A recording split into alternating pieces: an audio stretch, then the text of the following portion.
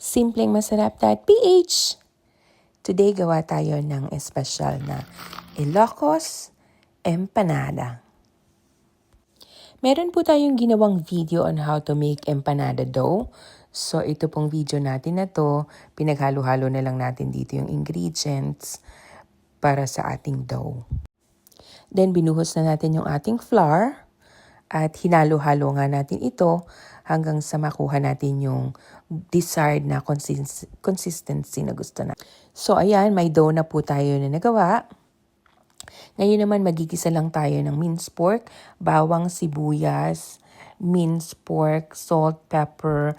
Nilagyan ko lang siya ng paprika to add more taste. So, kayo po kung anong gusto nyong ilagay. It's up to you. But I'm enjoying what I'm doing. And excited na po ako sa ating empanada. So, ayan na po yung ating mga ingredients. And very excited na rin po ang ating empanadero na gumawa ng kanyang espesyal na empanada. Please enjoy po the video hanggang sa dulo.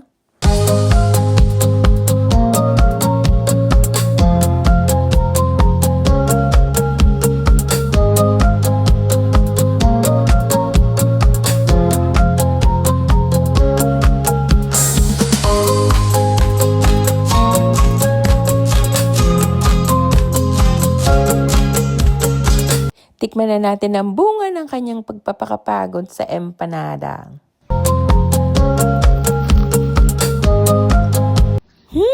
Crunchy, yummy.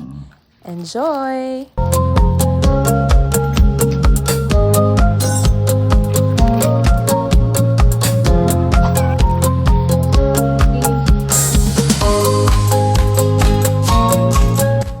Thanks for watching. God bless you.